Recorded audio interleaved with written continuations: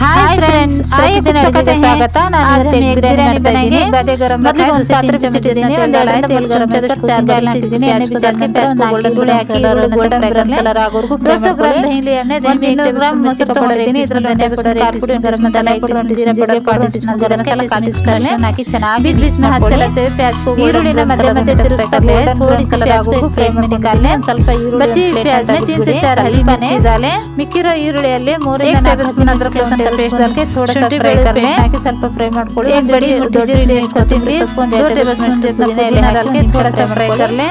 3 से 4 टमाटर का पेस्ट बना लें। हमने टमाटर पेस्ट डाल के 3 से 4 मिनट अच्छे से फ्राई कर लें।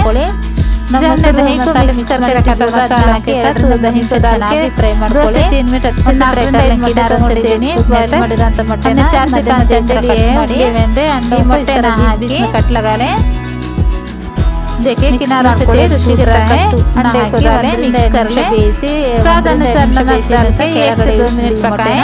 1 से 2 मिनट पका के बादिया को नीचे उतार लें। 1.5 से 2 लीटर जितना पानी होगा। हमने पानी में 30 से उबाल आने पर 1 दालचीनी के पीस, 4 लवंग, 1 ಏಲಕ್ಕಿ, ಶಾಜೀರಾ, 1 ದೊಡ್ಡ छोटी इलायची, 1 बड़ी इलायची, 1 तेजपत्ता, बिरयानी एले, 1 थोड़ी सी कोथिंबीर, 1 अर्ध निंबे हಣ್ಣಿನ ರಸ, आधा नींबू का रस, स्वाद अनुसार नमक डालें। ರೈಸ್ ಒಂದು 10 ನಿಮಿಷ ನೆನೆಸಿಟ್ಟಿದ್ದೆ। 2 ರೈಸ್ ಹಾಕಿ भिगोके रखा था, उसको ಬೇಯಿಸಿ भिगोए चावल को डाल के 80% पकने तक पकाएं। एक्स्ट्रा ನೀರು ತೆಗೆದು 80% चावल पक चुके हैं। ನಂತರ दाल ग्रेवी जल्दी में डाल दें। इस तरह एक तवा गरम रखा है हमने। इस तरह हमने जो एक का ग्रेवी बना के रखा था आधे डाल लें। राइस की अंच में बचे हुए ग्रेवी में चावल को डालें। तवे पर रखें बादिये को। अर्ध ರೈಸ್ ನ ಹಾಕಿ ಹರಡಿ ಚೆನ್ನಾಗಿ आधे चावल डालें। इस तरह फैलाएं।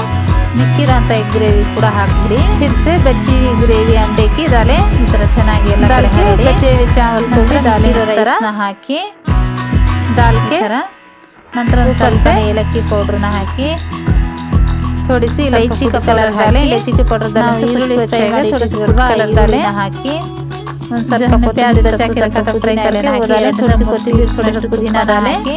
मुच्चा मुच्ची सिम से 10 ರಿಂದ घी डालें। दम बिड़ी ढक्कन ढक के धीमी आंच पे 10 से 15 मिनट 15 ನಿಮಿಷ ಬಿಟ್ಟಿದೆ। 10 से 15 ರೆಡಿ ಆಗಿದೆ। ಗ್ಯಾಸ್ ನ ರೆಡಿ हो चुका है। बहुत रुचिಯಾಗಿರುವಂತ ಈ ಎಗ್ ಬಿರಿಯಾನಿನ जरूर ट्राई करें।